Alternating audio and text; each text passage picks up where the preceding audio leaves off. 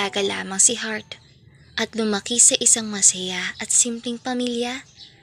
Nagtatrabaho bilang isang factory worker ang kanyang ama, habang ang kanyang ina naman ay nagpapantay ng kanilang munting sari-sari store sa bahay. Maganda, mestisa, at parang modelo ang aurahan ni Hart. Pero kahit ganoon pa man, pantasya pa rin siya ng kanilang bayan. Ngunit kahit marami siyang masugid na maliligaw, ay walang pumasa sa dalaga. Hanggang sa si Adonis na nga ang nanligaw sa kanya. Isang mayaman at gwapong binata. Mayayaman naman din ang iba niyang manliligaw. Pero hindi niya alam kung bakit kay Adonis siya nagka-interes ng husto. Kailan mo ba ako balak na sagutin, Hart? I've been courting you for almost 8 months now. Paabuti mo pa ba to ng 1 year? Natatawang tanong ni Adonis sa kanya nang ihatid niya ang dalaga galing pamamasyal. Bakit? Suko ka na ba? Akala ko ba, porsigido ka dyan. Natatawa na ring usal ni Hart. Yeah, but gosh Hart, hindi pa ako nanligaw ng ganito katagal sa isang babae. Pinatunayan ko naman ang lahat sa'yo at sa family mo. At alam mo na sincere ako sa pakay ko sa'yo. Mahal kita, and I want you to be my girlfriend. Bakit ka ba kasi atat na atat dyan? Kasi di na ako makapaghintay na sabihin sa lahat na pagmamayari na kita. I'm serious, Hart. Sige na. Oo na. Anong oo na? You mean, oh God, tayo na? Hindi makapaniwalang bigkas ni Adonis. Tumango naman si Hart bilang tugon. Kaya doon pa lang, panay na ang sigaw ng binata dahil sa sobrang saya. Narinig naman yun ng mga magulang ni Hart. Kaya nagsilabasan na rin ang mga ito na animoy gulat na gulat pa sa narinig. Diyos mio, mga bata kayo oh. Aatakihin kami sa puso nito eh. Kala namin kung napano na kayo.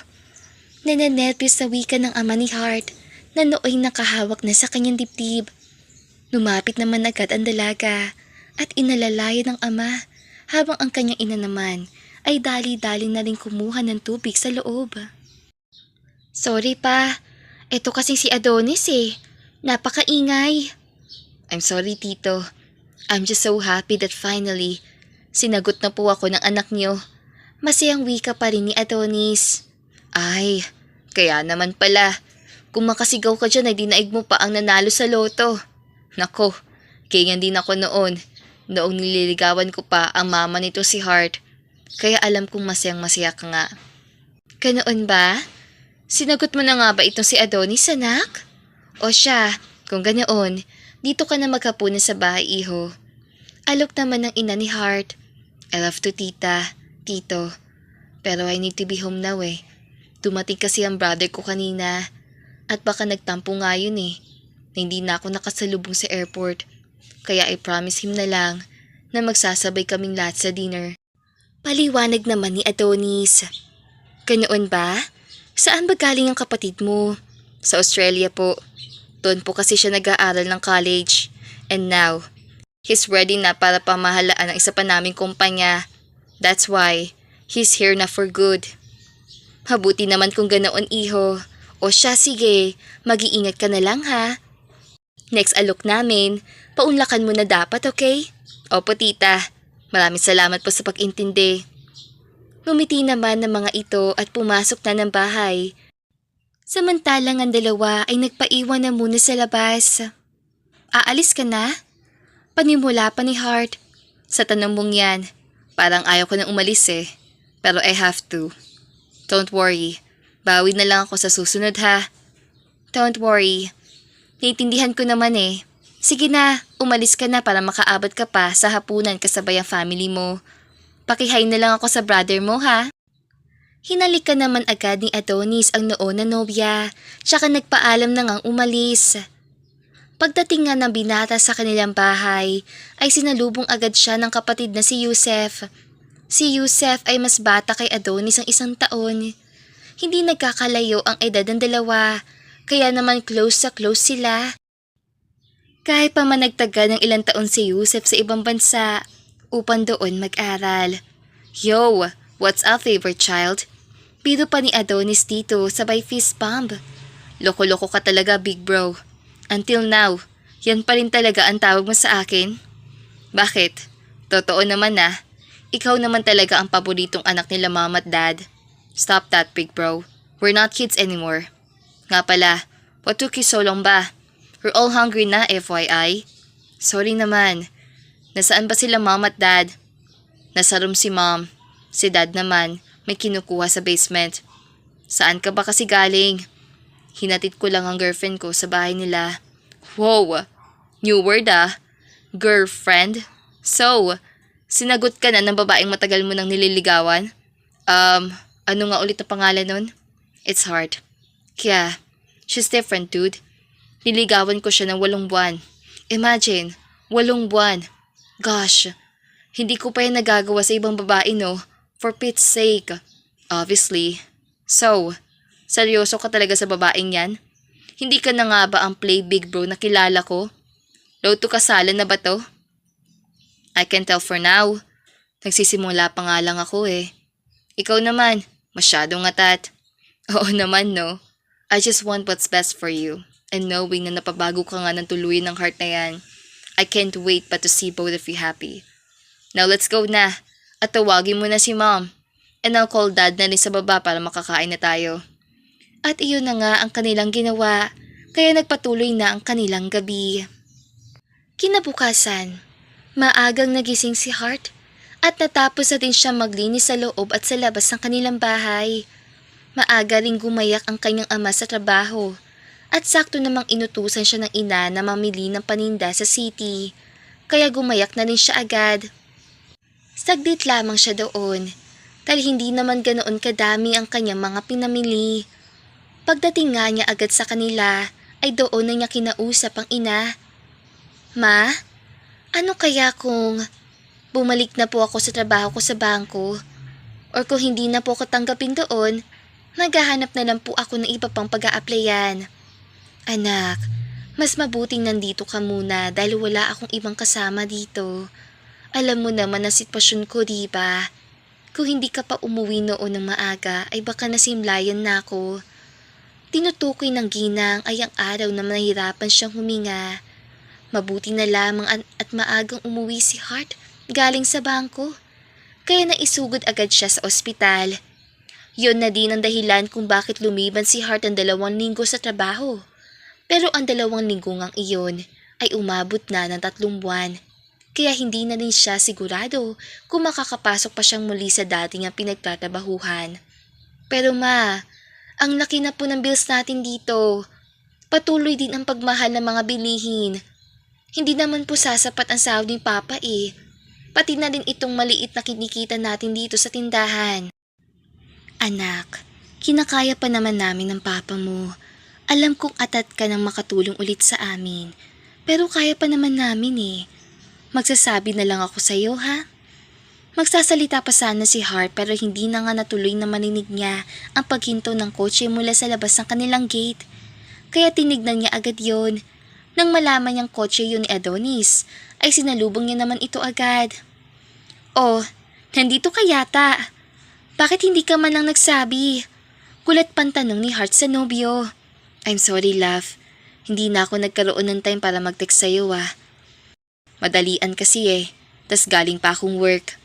Hart, anak, dyan na lang ba kayo sa labas? Mainit to. Papasukin mo muna si Adonis at ipaghanda mo na merienda. At nag-aayos pa ako dito sa tindahan. Sigaw naman ng kanyang mama na siyang sinunod naman agad ang 2. Pagkatapos kang maghanda ni Hart ng merienda, ay doon pa niya napansin ng 6 na magkakaibang bag na dala-dala ng nobyo. Love, what's that? Ang dami naman yata niyan. Ito ba? It's all for you. Check it out. Tinignan naman agad ni Hart isa-isa ang nasalaman ng mga bags. At doon siya nawindang. Dahil magaganda at mamahaling dresses ang naroon. May mga alahas din na halatang kay mamahal at bag na branded. Diyos ko love, tinitignan ko pa lang ang mga to. Parang pang 1 taong sweldo ko na to sa bangko noon ah. Para saan ba to? Para nga sa'yo. I know, pero aanhin ko naman to. Saan ko ito susuotin? Bukas ang gabi, sa kaarawan ng brother ko. Kaarawan? Pero, love, listen. Gusto kanya makilala. I mean, hindi lang siya, kundi ang buong pamilya. Sinabi ko na kasi sa kanila na may girlfriend na ako, kaya atat na sila makilala ka. And also, gusto na din talaga kasi kitang ipakilala sa kanila eh. Pero love, hindi pa ako handa. I need to prepare. Anak mayaman ng mami mo. Dating chairman ng daddy mo. Nag-aral abroad ang brother mo. Practicing ko pang English ko. Tila nagdadalawang isip ang wika ni Hart. You don't have to, dahil mababait sila. Kaya ko rin binili ang mga yan para may masuot ka. Pero love, kung dresses lang naman ang pag-uusapan, madami naman ako nun eh. Yeah, pero hindi classy.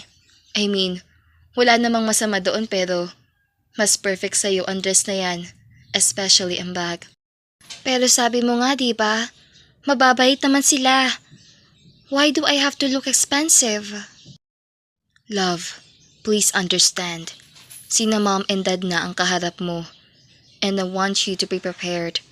If they ask you kung anong trabaho mo, just say you're an executive director. Kapag family background naman, sabihin mo, retired surgeon ang papa mo, and fully housewife naman ang mama mo. Pagkasabi noon, doon nalula si Hart. Hindi niya alam kung ano ang purpose sa nobyo sa mga sinabi niya, pero hindi niya gusto ang kanyang mga narinig. So in short, you want me to pretend? Gusto mo mag-pretend akong mayaman just like you? Love, I'm sorry, pero kailangan eh. Nataranta na kasi ako nang tanungin ako ni dad kagabi about you. Kaya yun na ang sabi ko. Hindi mo naman siguro gusto na mapahiya ako sa sarili kong pamilya, hindi ba? Adonis, alam nating pareho na ikaw ang unang lumapit at nagpakita ng motibo sa akin kahit noong nagtatrabaho pa ako sa bangko. Alam mo na ang buhay na meron ako. Kahit hindi mo pa ako nililigawan noon. Kung ayaw mo naman palang mahirap lang ang girlfriend mo, bakit ka pa nagtiis ng 8 buwan para ligawan ako? What for, Adonis? Medyo tumaas na ang boses ni Hart ng mga sandaling iyon, kaya sinusubukan na rin ni Adonis ng pakalmahin ang dalaga. Love, just relax. Hear me out.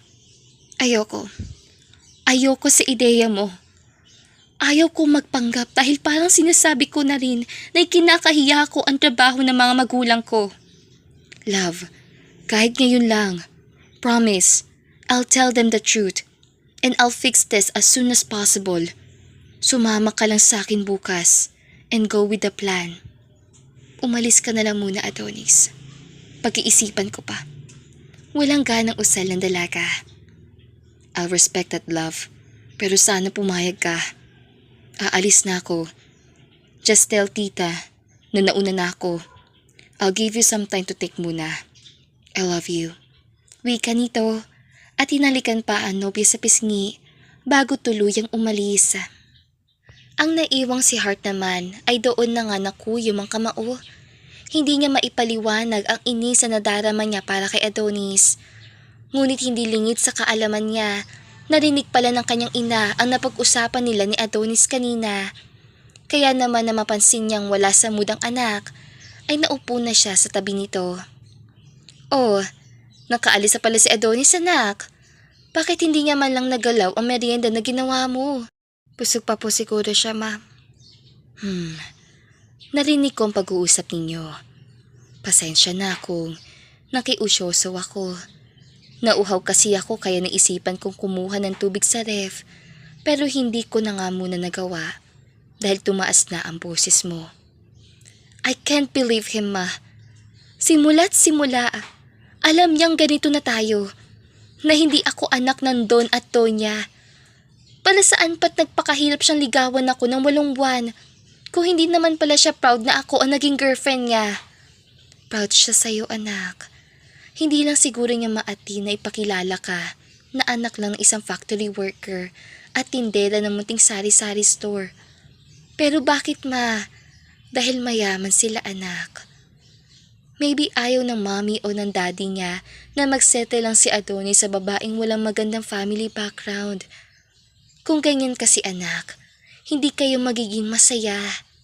Lalo ka na, hindi ka magiging masaya sa pagpapanggap ng ibang tao, pero ikaw pa rin naman ang masusunod. Ano bang plano mo? I don't want to tolerate him, ma. Gusto ko mahalin ako ng pamilya niya bilang ako. At mahalin niya rin kayo ng mga magulang ko. Dahil kung ayaw nila sa antas ang buhay natin, I will end this. Kahit pa mahal ko si Adonis, persigidong usal ni Hart. Kaya naman, kinagabihan ngang iyon, ay tinext niya ang nobyo na dadalo siya sa dinner kasama ang pamilya nito bukas. Masayang masaya naman ang binata dahil napapayag niya rin si Hart. Kinabukasan naman ng gabi, ay sinuot nga ni Hart ang lahat ng binili ni Adonis para sa kanya. Sinundo naman siya ng nobyo bandang 6:00 at masayang pinagmamasdan ang kagandahan ng kanyang nobya. Pagdating sa bahay ay nakangiting sinalubong naman sila ng pamilya ni Adonis. Walang ibang bisitang naroon dahil tulad na rin ng sinabi ni Adonis, ayaw ni Yusef na magpa-party. Gusto lamang niya na simpleng dinner kasama ang buong pamilya. I'm so glad na nakita na rin kita sa wakas, iha. Wala naman kasi itong sinasabi si Adonis eh. Si Yusef lang ang sinabihan niya na may nililigawan na pala siya. Panimula naman ng mami ng binata. Masaya po ako makilala kayong lahat, tita. Lalong-lalo na ang kakauwi lang ng kapatid ni Adonis na nagdiriwang ng kaaraman ngayon. Ngiti naman ni Hart. Oh, thank you so much. We're so happy din naman na nakilala ka na din namin personally. I never thought na magiging seryoso si kuya pagdating sa babae. Sagot naman ni Yusef. Oh, come on guys. Nasa akin na naman ang spotlight ha. Tawa pang usal ni Adonis. Siyempre, nga pala iha. Adonis told us na you're an executive director daw. How long? Natigilan naman saglit si Hart at tinignan ang nobyo. Doon na nagbita ng isang plastic ng ngiti si Adonis at randam pa ng dalaga ang pagkulot nito sa kanyang kamay sa ilalim ng mesa. She's 5 years in service na po, ma'am. Si Adonis na ang sumagot. Oh, really? Matagal na din pala. I'm sure marami ka nang na-meet na businessmen. And luckily, kay Adonis pa namin ikaw nahulog. Yes, ma'am. Iba talagang karisma ko eh. Akala niyo ba si Yusef lang ang gwapo? Ay hindi pa nga ay nagkakajowa until now eh. Sagot naman muli ni Adonis. Darating din tayo dyan, big bro. Haven't met the girl of my dream pa. Hopefully, son. Hopefully. By the way, retired surgeon pala ang dad mo, iha. Saang ospital? Is he old na ba and nag-retire na siya? Doon na humugot ng lakas ng loob si Hart at pinitawan ng kamay ni Adonis. Tsaka pa nagsalita. Actually, tita, hindi po retired surgeon si Papa. Panimula pa niya dito. Love, ano ba? Mahinang wika ni Adonis. Really? I thought kasi retired surgeon siya. Dahil yun ang sinabi ni Adonis. Isa pong factory worker ang papa ko. At marangal po siyang nagtatrabaho. Ang mama ko naman, nagbabantay po sa munti naming tindahan sa bahay. Ako naman po, dati po ako nagtatrabaho sa bangko. Pero wala na po akong trabaho ngayon. Kasi mula pa noong muntik nang atakin si mama. Natatakot na po kami iwan siya mag-isa sa bahay. Kaya sinasamahan ko na lang muna siya. Paliwanag pa ni Hart. Oh really? Baka naman ibang girls lang ang tinutukoy ni Adonis. Baka nalito na dahil sa dami ng babae niya before. But now, nagbago na ang anak namin. Mom, Dad, Yusef, Hart's lying. Gawa-gawa niya lang ang mga sinabi niya kanina. Utal-utal pang wika ni Adonis na siyang ikinainis na nga ng dalaga. Adonis, ano ba? Nagpapakatotoo lang ako at ni minsan hindi ko sinabi sa'yo na sasang-ayon ako sa paandan mo. But love, I'm done here. At hindi ako nagsisinungaling. Tita, tito, I'm sorry po, pero aalis na po ako. Yusef, Sorry at nagulo ko pa ang simpleng pagdidibang mo ng birthday mo. Sorry ulit. I have to go. Huling wika ng dalaga, sabay alis. Sinundan naman agad siya ni Adonis at pati na rin si Yusef ay nakiisyoso na rin. Heart! Heart, ano ba? Pagtawag pa ni Adonis sa nobya. Ayaw ko na, Adonis. What do you mean ayaw mo na? Are you breaking up with me? Wala ka bang common sense? O sadyang hindi mo lang ginagamit? And yes, para klaro sa'yo. Oo, nakikipaghiwalay na ako sa'yo. Ganun na yun? Heart, hindi naman ako papayag pag ganun. Naghirap ako suyuin ka ng 8 buwan. Kahit napaka-arte mo na. Tapos hiwalay agad? Ano pa bang gusto mo? Ay isang Adonis Abedchar na nga to oh. So, lumabas din ang totoo mong yabang, Mr. Abedchar. Katulad ka lang din pala ng iba kong maliligaw noon na nasobrahan sa yabang. Bakit? Wala ba akong dapat ipagmayabang? Look at me nga oh. Napakaswerte mo na sa akin. Pasalamat ka pa nga eh. At pinatulan pa kita. Wow! Sa sinasabi mo, parang ipagpapasalamat ko pa talaga na niligawan mo ko? Okay ka lang? Bakit? Pakipot ka pa ba? Lumabas din ang tunay mo ugali. Mabuti na lang at di pa tayo nagtatagal. At itong branded bag na binili mo, pati na rin tong sandals sa hirap na ako, iiwanan ko na sa'yo. Isaksak mo to sa baga mo. How dare you? Bro, that's enough. Paghawak naman ni Yusef sa braso ng kapatid, nang pagbantaan nitong sampalin si Heart. At ngayon, plano mo pang manakit? Sa oras na dumampi ang palad mo sa akin, sasampahan kita ng kaso. Wika ni Heart at dali-dali nang umalis. Naiiyak ang dalaga ng mga sandaling iyon, pero hindi niya alam kung bakit tila walang luhan lumalabas sa kanyang mata. Natigil naman siya saglit sa paglalakad nang mahawakan ni Yusef ang kanyang kanang braso.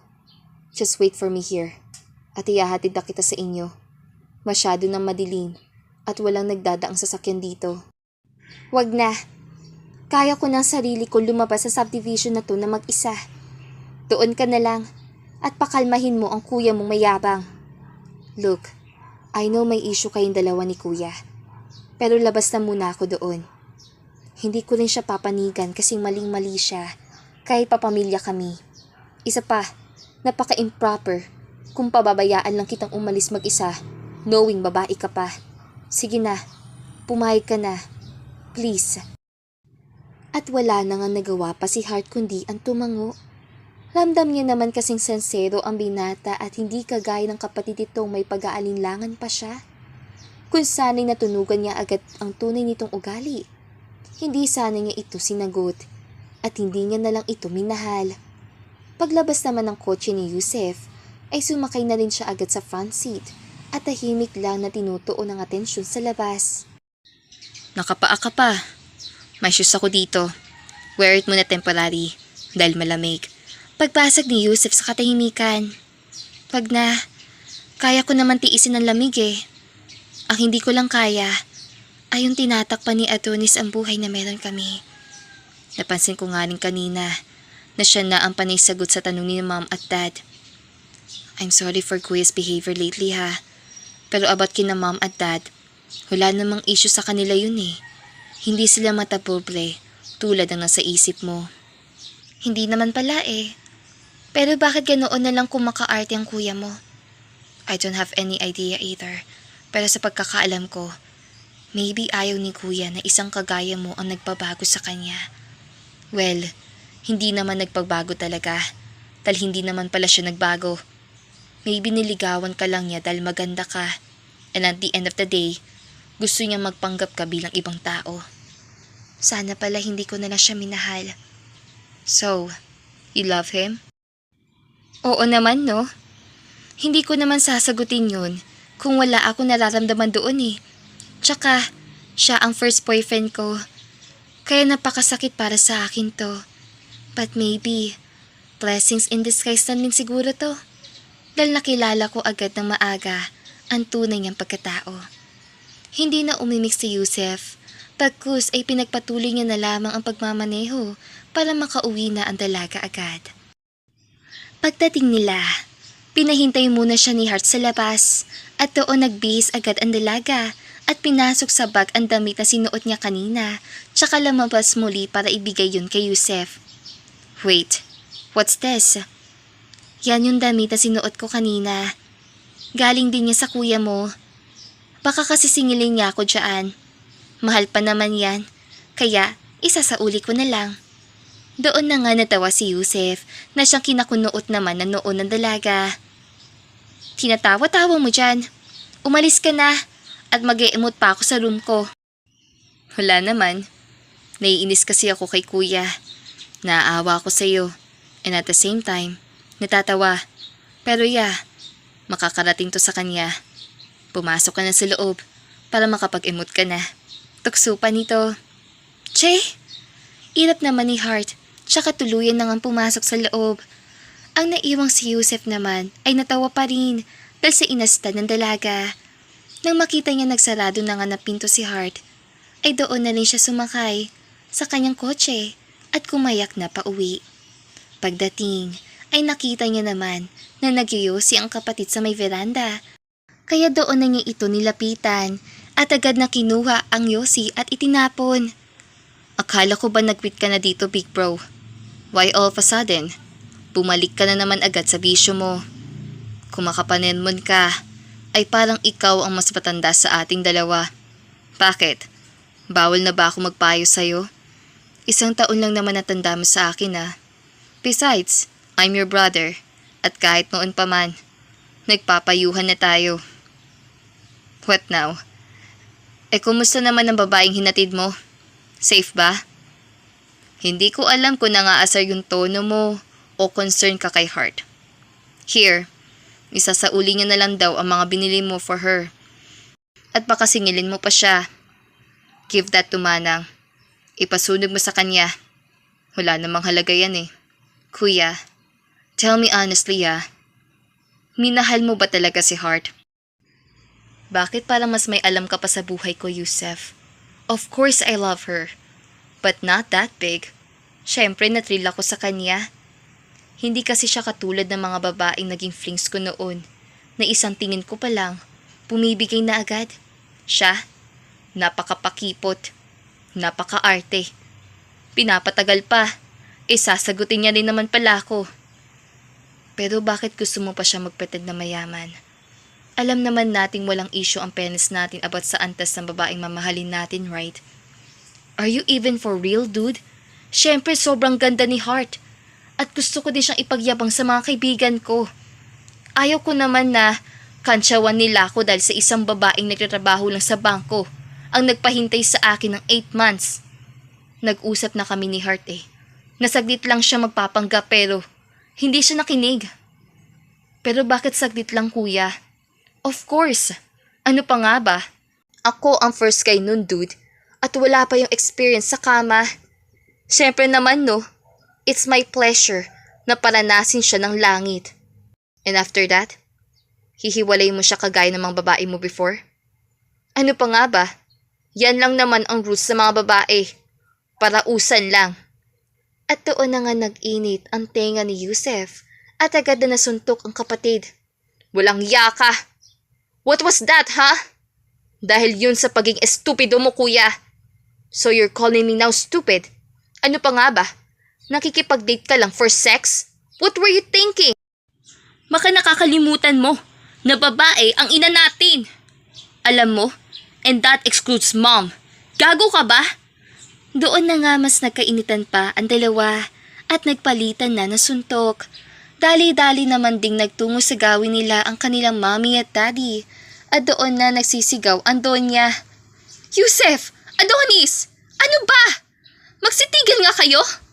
Awat niya pa sa dalawa. Ngunit, para lang walang narinig ang dalawa. Kaya ang Don na ang pumagitna na aksidenteng nasuntok naman ni Adonis. What the hell, kuya? Pati si Dad papatusin mo? Galit na usal ni Yusef. I'm sorry, Dad. Bida-bida ka dyan Kung hindi ka lang defensive sa babae ngayon mo lang nakita, di sana walang gulo ngayon.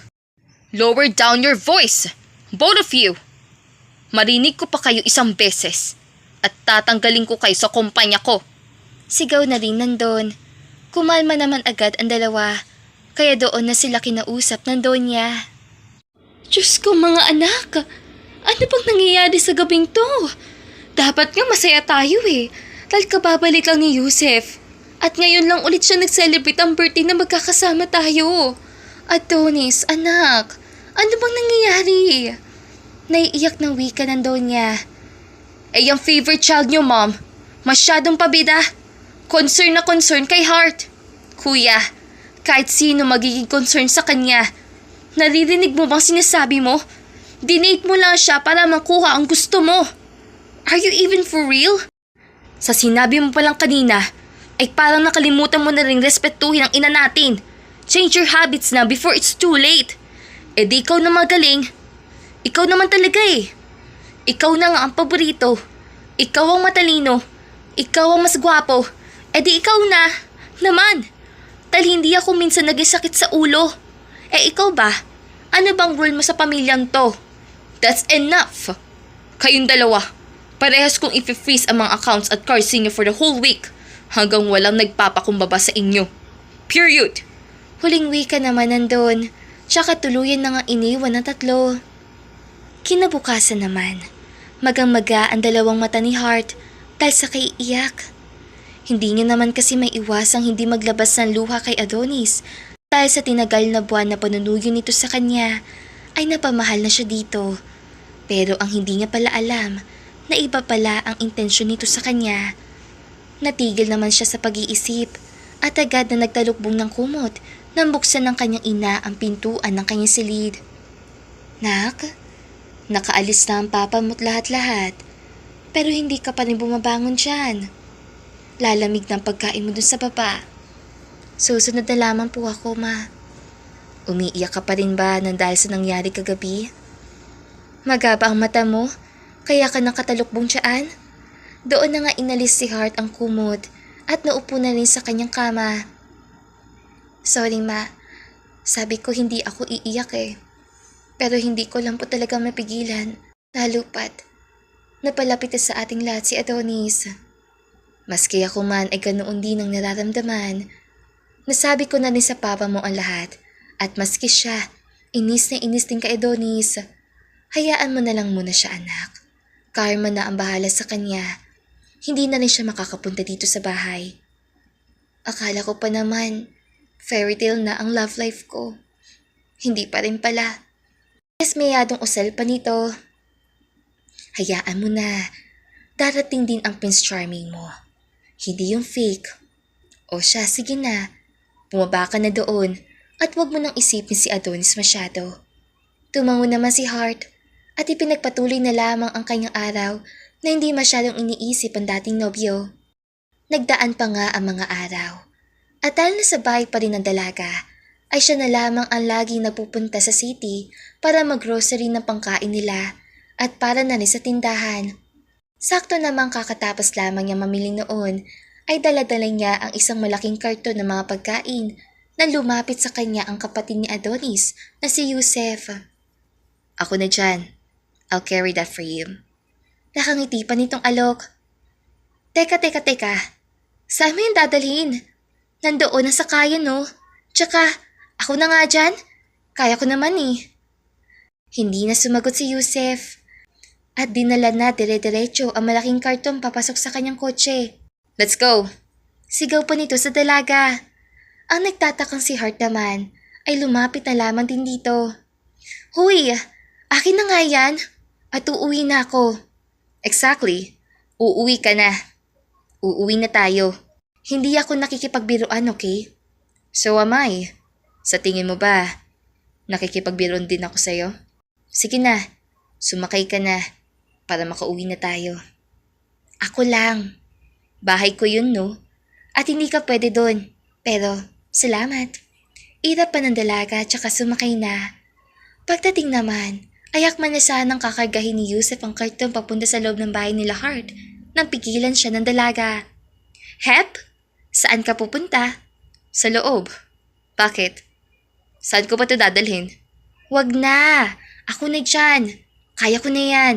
Ako na. Wag mo nang pilitin ang lakas mo. At baka maapektuhan pa ang matris mo. Maging dahilan pa kung bakit hindi ka na pwede manganak. Ano? Gusto mo ba ng baby in the future o hindi? Syempre gusto ko, no? Bakit ba? Ayun naman pala eh. Kaya, sige na. Hayaan mo na akong kargahin to. And please, next time, huwag ka nang kakarga na mabibigat na bagay. Better magbayad ka ng tao magkakarga nito sa'yo. Ang dami mong alam ha. Ako na dyan. Tsaka, hindi ka pwede sa loob.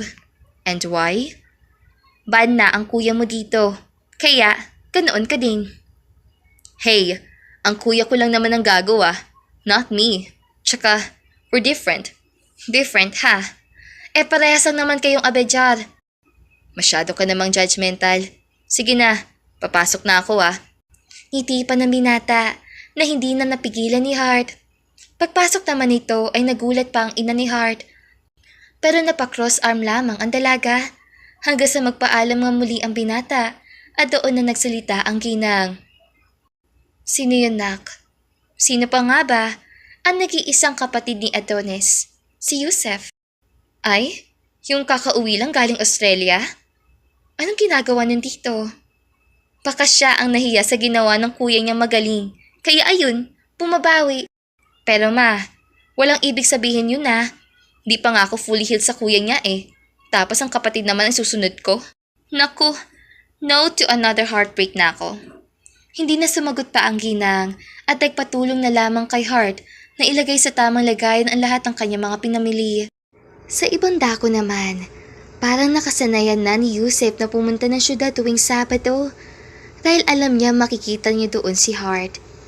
Hindi naman siya nabigo dahil nandoon nga ang dalaga. Ngunit sa patuloy niyang pagsunod dito ay ang aktibong pagkahalata naman din ng dalaga. Kaya naman isang araw ngang iyon ay nilapitan na nga siya ni Hart. Dali-dali niya namang isinara ang bintana ng kanyang kotse nang malaman niyang papalapit na ito. Ngunit kinatok pa rin ito ng dalaga ng paulit-ulit. Kaya naman wala siyang ibang choice kundi ang pagbuksan ito. Oh hey! What a small world! Nandito ka din pala? Kunwaring walang alam pang wika ni Yusef. As if namang hindi mo ako nakita kanina pa, no? Bakit ka ba nandito?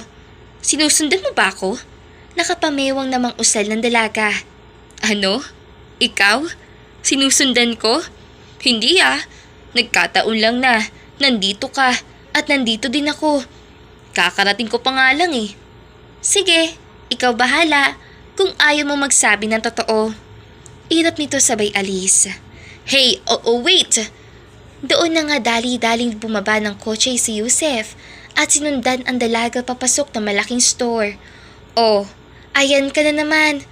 Kulang na lang talaga maging puntot kita ah. Umalis ka na nga. I want to be friends with you, Hart. Agarang wika ni Yusef na siyang ikinatigil naman ito. Marami na akong friends. Isa pa, ayaw ko sa may mga connection kay Adonis. At naaalala ko lang ang ginawa niya sa akin. Iba nga ako kay kuya. Asus! Parehas ang kayong may balls, no? Yeah, pero puti naman ang sa kanya. Natawa naman ng bahagya si Hart bago muling magsalita. Ay, yung sa'yo ba? Kayo manggi? Biro pa ng dalaga. Gosh, at nag-joke ka pa. Seryoso nga ako oh. It's not worth it. Lalo pa ngayon na iba't ibang girls na naman ang dinadala niya sa house. Akala ko talaga na bago mo na siya. Yusef, kung babaero na yung kuya mo, ganun na talaga yun. Naniniwala ka ba talaga na magbabago pa yun? Kung alam ko lang talaga na playboy pala yun, edi sana hindi ko na lang pinilit sarili ko sa kanya. Kaya nga eh, in behalf of him, ako na ang humihingi ng sorry. Hindi mo maitutuwid ang baluktot na ugali ni Adonis. Walang ibang makakagawa nun kundi si Adonis lang din. Sige na, layuan mo na ako. Dahil mamimili pa ako. Samahan na kita. Wag na. Sige na, para may magdala ng mga pinamili mo. Alam ni Hart na sensero ang binata. Pero hindi niya alam kung bakit nagdadalawang isip siya magtiwala na dito. Siguro dahil sa trauma na naranasan niya kay Adonis, ay nawala na rin ang tiwala niya para sa iba. Alam mo, gusto kita maging kaibigan, Yusef. Pero, never mind. Why? What's the matter? Dahil ba kapatid ako ng ex-boyfriend mo? How many times do I have to tell you na iba ako sa kanya? Na iba ang paniniwala namin and all.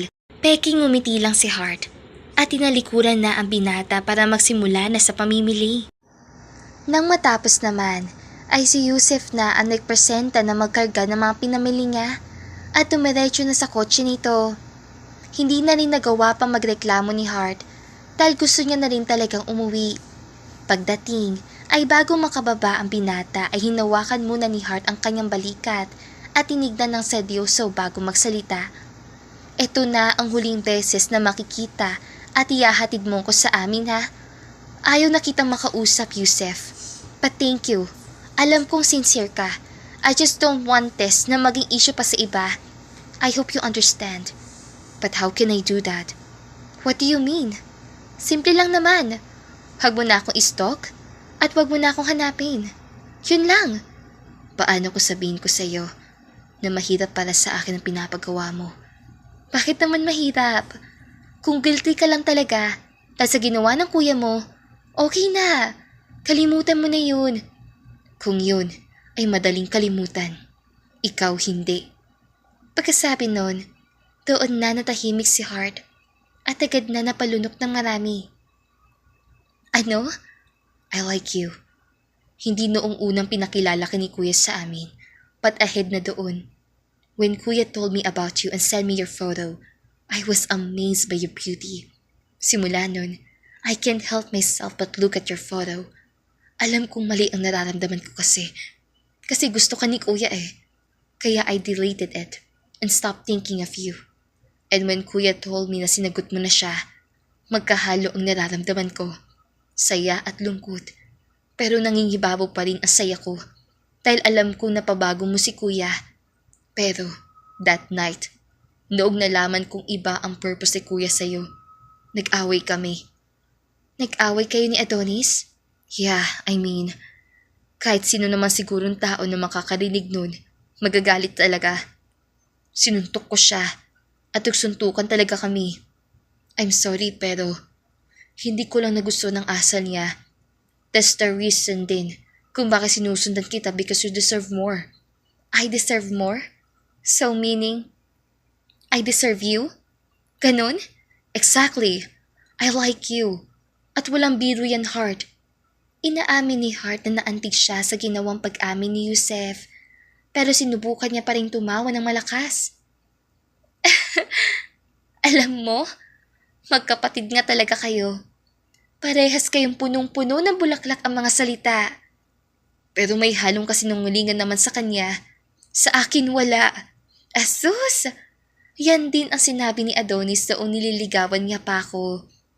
So, hindi ka naniniwala sa akin? Hindi. Kaya tumigil ka na dyan. Dahil hindi na iuobra sa akin, okay? Sige na. Salamat ulit sa paghatid mo. Bababa na ako. Kaya kitang hintayin. Sinabi din niya ng kuya mo, no? 8 months nga siya naghintay eh. I can wait more than 8 months just to prove myself to you. But don't pressure yourself, Hart. Hindi naman ako nagmamadali eh. Kapag ready ka lang. Iyon ang huling salitang narinig ng dalagang mula kay Yusef bago ito bumaba at hindi na malayang pinasok na pala nito ang lahat ng kanyang mga pinamili sa kanilang bahay. Bumalik lamang siya sa ulirat na makitang kausap na nga ng kanyang ina ang binata. Kaya dali-dali na rin siyang bumaba at lumapit sa dalawa. Salamat ulit, iho. Wika pa ng ina ni Hart. No worries po. Mauna na po ako. Hart, aalis na ako ah. Till next time. Ngiti pa nito sabay alis. Ang nakatayong ginang naman ay doon na tinignan ng seryoso ang anak. O ma, ano na naman yung tingin mo? Wala. Sinisiguro ko lang kung kinikilig ka ba o hindi. Ma, anong kinikilig? Bakit? Hindi ba nakakakilig ang ginagawa niya? Say no to kilig-kilig muna ako ngayon, ma. Baka nakakalimutan mong kapatid yun, ang ex-boyfriend ko. Pero mas mabait at mas gwapo naman siya sa ex-boyfriend mo, no? Ma naman, ayan ka na naman eh. O bakit? Ikaw talaga, oh. Wala naman akong ibang sinasabi ah. Bukod nila sa mas mabait at gwapo yun. O siya, sige na. Tulungan mo na akong iplastada ang mga ito sa tindahan natin. Sa kabilang banda naman, pagdating ni Yusef sa bahay nila, doon na nga niya nakita si Adonis na nakatayo lamang din sa labas. Noong una, pinaliwala niya lang ito, pero si Adonis na mismo ang lumapit sa kanya at naunang magsalita. Where have you been, dude? Hinahanap ka ni Dad kanina pa. Sa labas lang. Sa labas? Don't tell me. Hinatid mo na naman si Hart sa bahay nila galing pamilihan. Ismit pa nito. Pati mga lakad ko ngayon, kuya. Inaalam mo na rin? Hindi naman. Nagkataon lang. How is she? She's fine. Bakit mo naman natanong? Wala naman. Natanong ko lang.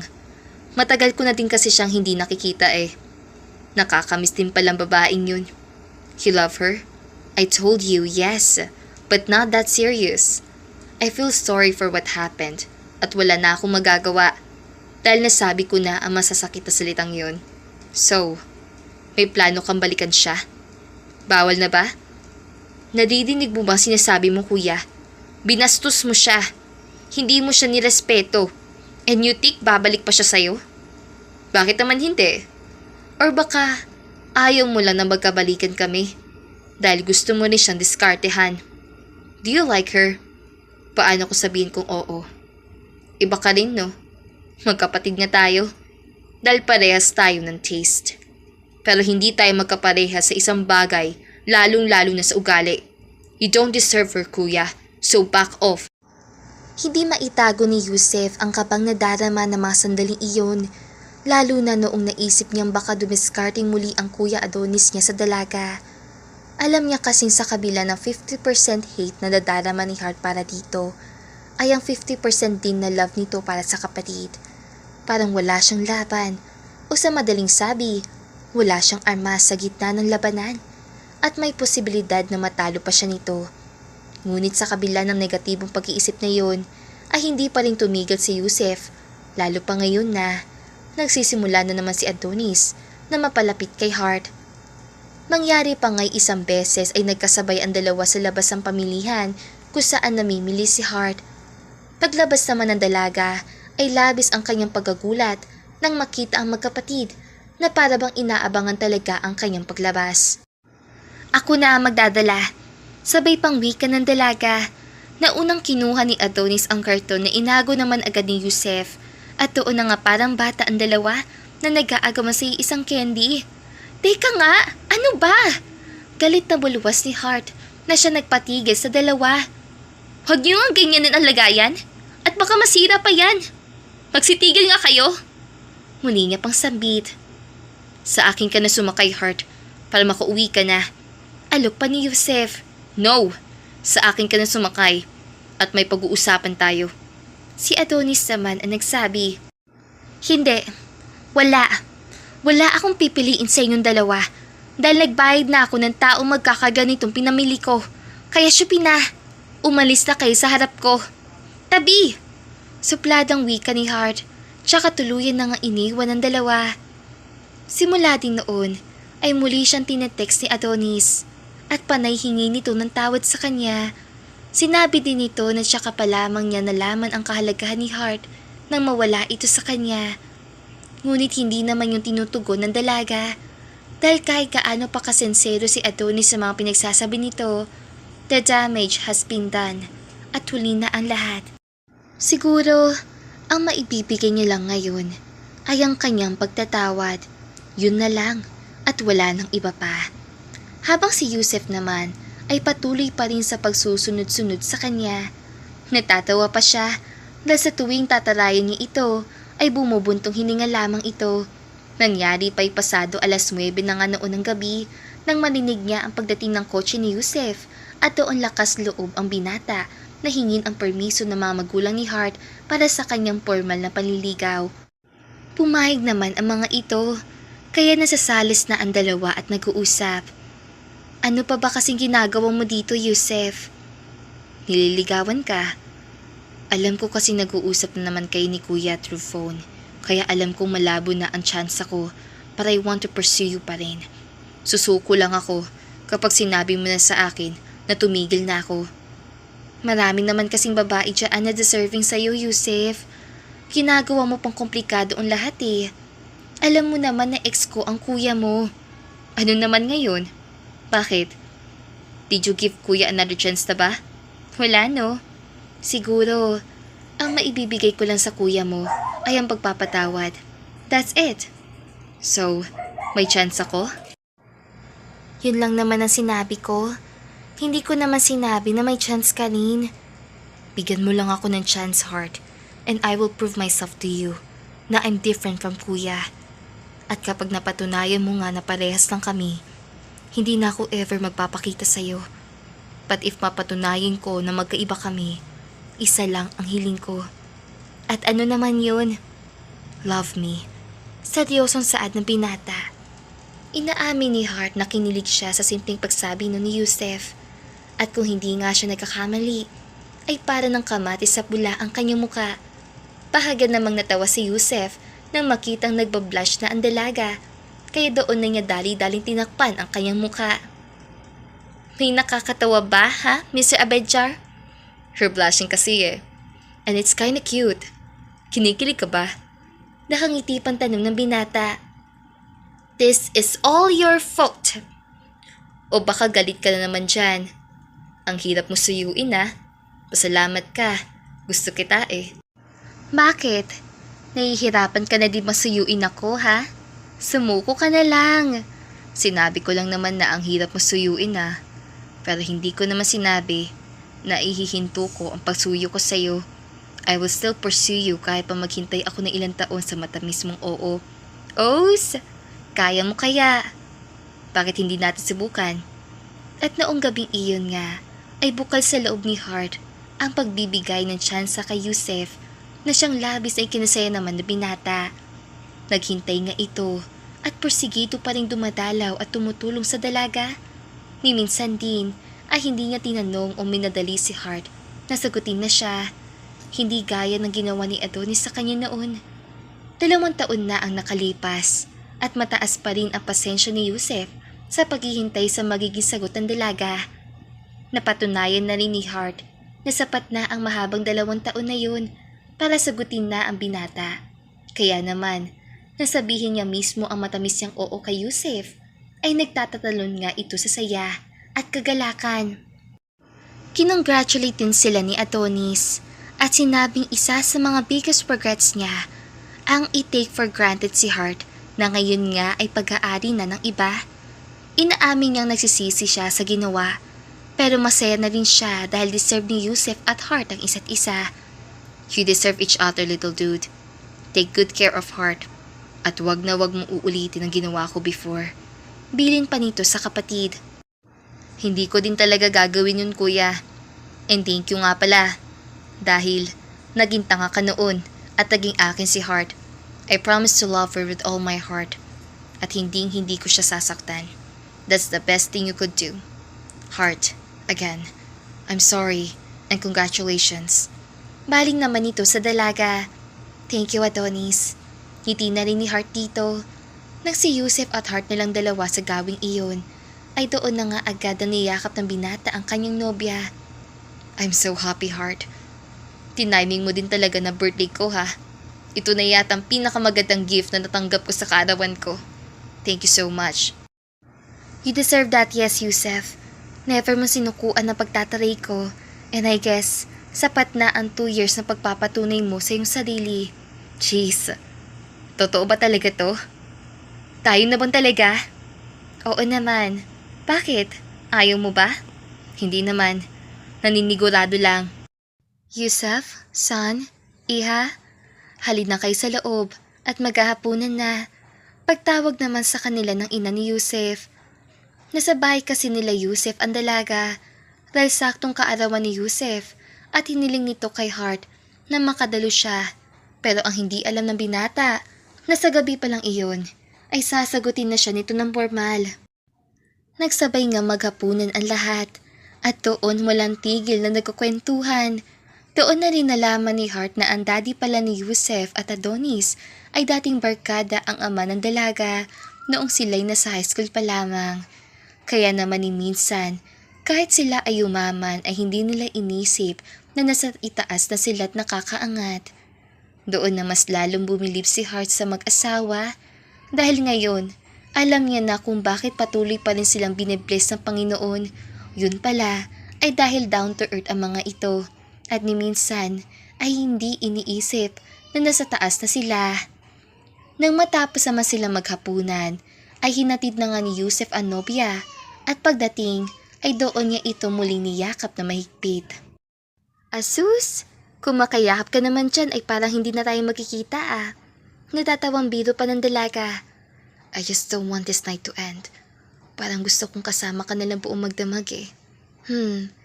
Alam mo namang hindi pwede yung Mr. Apechar. I know, and I can't wait to see you again. Maybe tomorrow? Hala siya oh. Mag-interview ako bukas sa kumpanyang pinag-applyan ko no. Kaya, wag muna bukas. How about the next day?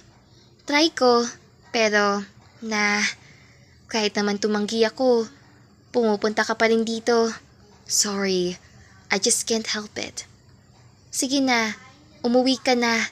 At anong oras na din oh? Good night and happy birthday ulit. Thank you. At thank you sa gift mong yes. Sana next year, iba naman ang gift mo sa akin. Ano bang gusto mo? Baby. Doon na nga sinapak ni Hart ang nobyo at parehas na din silang natawa ng mga oras na yon.